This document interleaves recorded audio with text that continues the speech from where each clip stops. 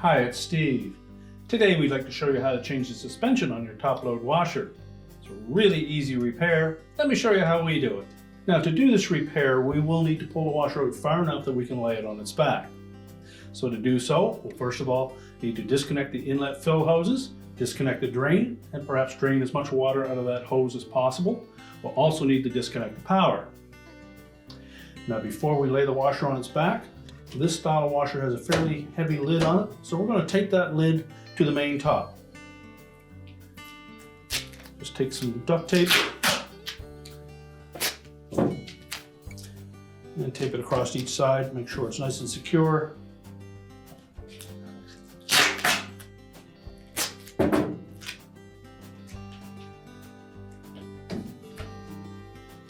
Then we'll go ahead and disconnect our hoses and get the washer ready to do the repair. Now, with the washer pulled out, we have access to the back.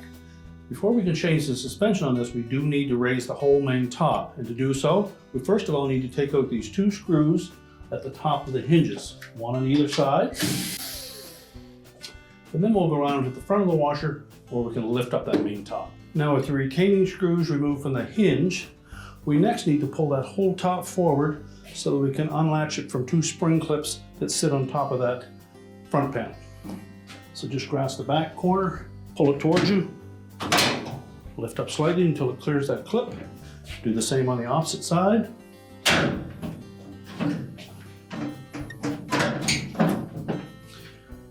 Then just push it back against the hinge, tilt it up, and make sure that the hinges are still pulled up through the slots on the back of that main top. Now, you'll either need to have somebody support that top or attach some type of a lanyard from the main top down to the cabinet to hold it from tilting back. Now, regardless of whatever type of restraint you're using, make sure that that main top tilts back just slightly past 90 degrees and verify that it is secure on both ends. Now, once we've done that, we can then go about detaching the top of the suspension from the frame of the washer. Now, the next step in this procedure is to disconnect those suspension rods from the bearing cups at the top. Now, depending on the model, you typically will have a channel across the back that we can actually hook that suspension rod onto. On the front, depending on the model, you may or may not have that option. So before we remove any of those, just inspect each of those suspension rods. Occasionally we'll find that there is a retainer spring that runs between the suspension rod and the tub cover, and you'll want to disconnect that from the suspension rod. Once that is all clear, to disconnect those, just push the tub away from you, reach down, grab that suspension rod, lift up on it, remove the bearing, drop the suspension rod down through that opening, and if you have a spot that you can hang that rod on, just hook it over the top frame. We'll then remove the bearing cup. It's just a little plastic squeeze tab on the sides of those. Just to press those and push them up through the opening. And we can discard those components. So we'll continue to do that with all four suspension rods.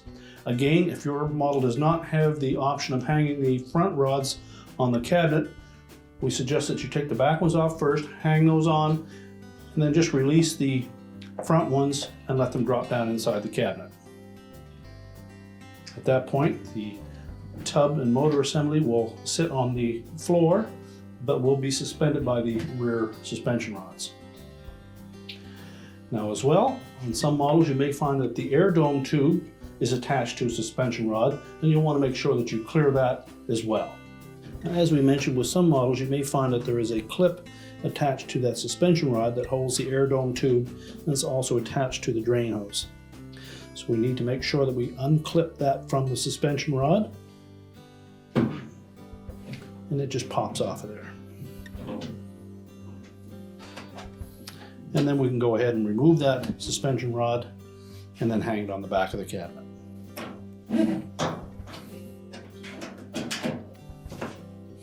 And again, we'll just release those tabs and pop out that bearing cup and discard both of those pieces. Now with the suspension rods located at the back of the washer, a little more difficult to see what's going on there, but again, we'll use the same procedure. We're simply going to push up on that rod, release it from the frame at the back, and then pull it away. Remember to disconnect that cup on the outside of the tub. Simply depress those little tabs.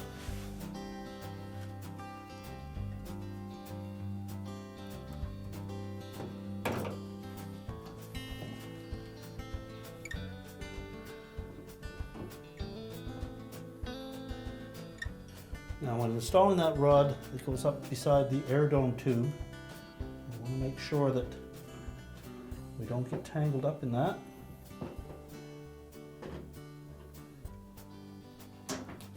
Again, make sure that we press that cup into the receptor on the side of the tub.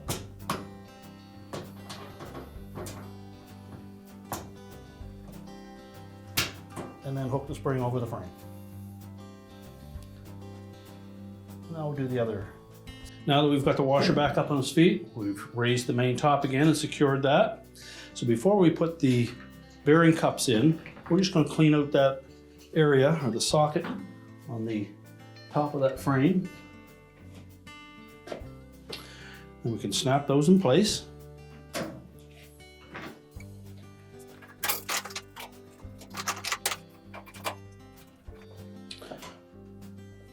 Now next, we'll take one of the new bearings. You'll note there's a little notch on the bottom of those. We need to line that up with our suspension rod. So if they've all stayed hooked to the frame, basically just need to lift those off. If one of them has dropped down through, just push the tub aside, reach down and grab it. Again, make sure that the socket on the side of the tub is engaged. So next we need to push that rod up through that cup. We'll take the bearing,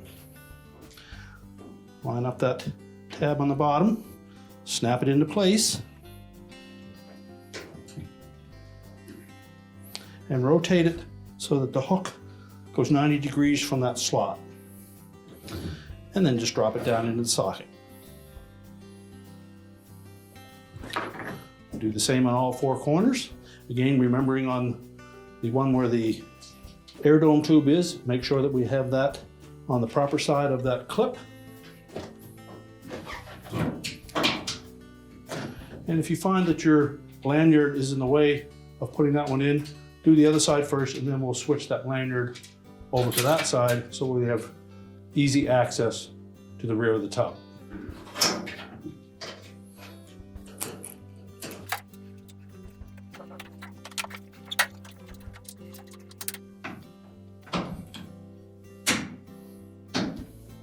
Always be sure that we turn that hook 90 degrees from the slotted opening.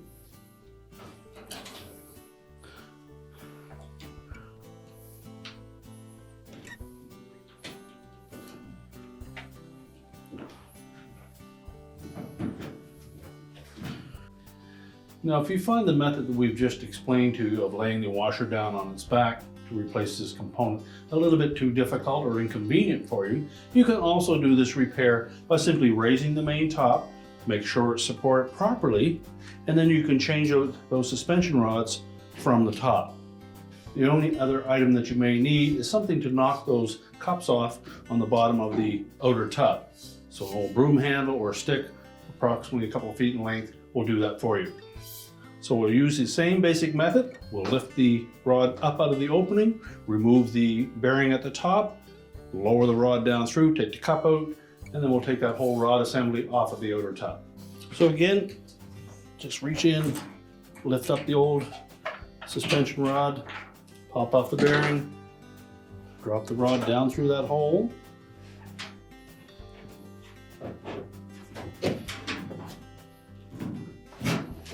And you can just hang it on the frame. Remove the old bearing cup, snap in the new one, and now we'll remove that rod from the side of the tub.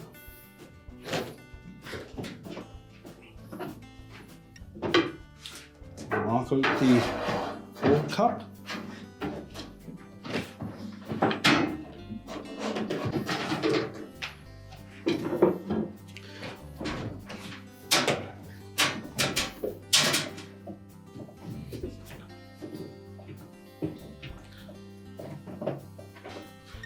And then just slide it out to that slot. And once we've released that from the side of the tub, we can remove the old one, discard it. Make sure you slide that little rubber sleeve part way up onto that shaft. We're going to lower it back in.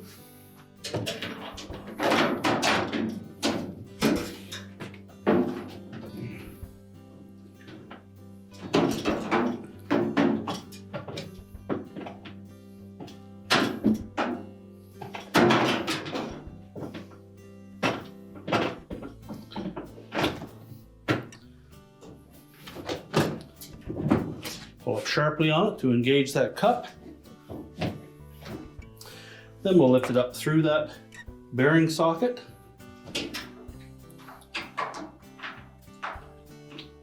We'll reconnect that new bearing, turn it so it fits in 90 degrees from the slot. And just make sure that all 4 of those bearing cups on the outside of the tub are snapped into place. And now we can lower down the main top. We can then remove our lanyard. Now with that removed, again, we'll lower that top down, making sure that we line up those 2 slots in the top with the hooks on the side of the cabinet, and be sure to engage those tabs on the front. So pull it far enough forward. You may need to pull from the back. Make sure it's sitting down flush. Push it back, lock it in place, and then we'll secure it with the 2 screws through the hinge. We're now ready to push the washer back into place, reconnect our fill hoses and our drain hose, reconnect the power, and your repair is complete.